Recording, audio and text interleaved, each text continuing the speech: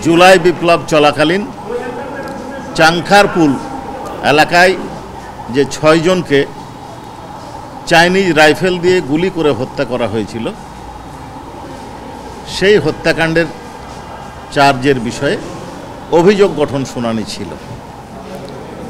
এটা আমাদের সকলেরই জানা আছে যে শেখ হাসিনা অর্থাৎ তৎকালীন প্রাইম মিনিস্টার তার ক্ষমতাকে পাকাপোক্ত করার জন্য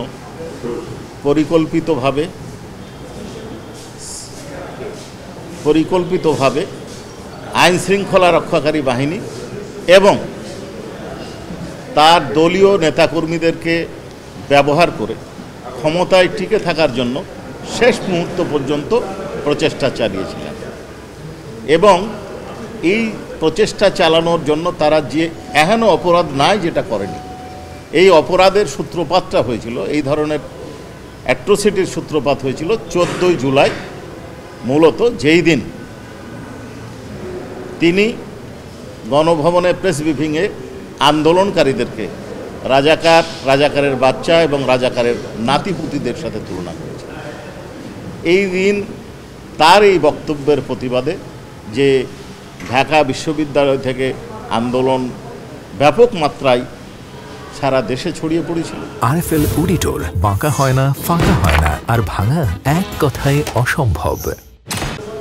এবং পরবর্তীতে আমরা দেখেছি তিনি আন্দোলন দমনের জন্য ড্রোন ব্যবহার করে, হেলিকপ্টারের মাধ্যমে গুলি করে সারা দেশে বিভিন্ন স্থানে তার আইন শৃঙ্খলা বাহিনী এবং তার ক্যাডার বাহিনীদেরকে গুলি করে আন্দোলন দমনের শেষ চেষ্টা করেছিলেন।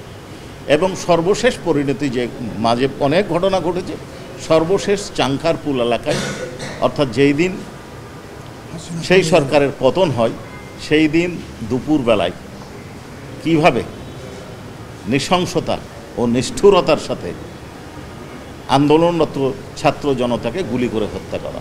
আপনারা দেখেছেন যে ওই দিন একজন ঊর্ধ্বতন পুলিশ কর্মকর্তার সরাসরি নির্দেশ এবং তত্ত্বাবধানে আরও কয়েকজন ছিলেন, তারাও নির্দেশ দিয়েছেন, ইশারা দিয়েছেন, ইঙ্গিত দিয়েছেন।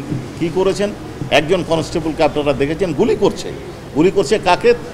যে লোকটা তার থেকে অনেক দূরে আছে, যে লোকটা ঢিল মারলে তার গায়ে লাগবে, টার্গেট করে গুলি করছে। তারপরে এসে আবার মনে হচ্ছে যে আরাম আয়েসে বসছেন, রেস্ট নিচ্ছেন, আবার উঠে যায় গুলি করছেন। এই ঘটনায় যে 6 জন নিহত হয়েছিলেন, সেই ঘটনার উপর আমরা ফরমাল চার্জ দাখিল করেছিলাম। ফরমাল চার্জের পর আমরা গত ধার্য তারিখে প্রসিকিউশনের পক্ষে চিফ প্রসিকিউটর জনাব তাজুল ইসলাম চার্জ হিয়ারিং সম্পন্ন করেছিলেন। আজকে ডিফেন্সের বক্তব্য দেওয়ার সুযোগ ছিল, তারা ডিসচার্জ অ্যাপ্লিকেশন দিয়েছিলেন এবং তাদের পক্ষে শুনানি উপস্থাপন করেছেন। আমরা আমাদের পাল্টা উত্তর দিয়েছি। অনারেবল ট্রাইব্যুনাল সব পক্ষকে শুনেছেন এবং চার্জ ফ্রেম হবে বা হবে না এই বিষয়ে আদেশ দানের জন্য আগামী 14 জুলাই দিন ধার্য করেছেন, অর্থাৎ যেই দিন উস্কানির মাধ্যমে এই আন্দোলনটা সূত্রপাত হয়েছে।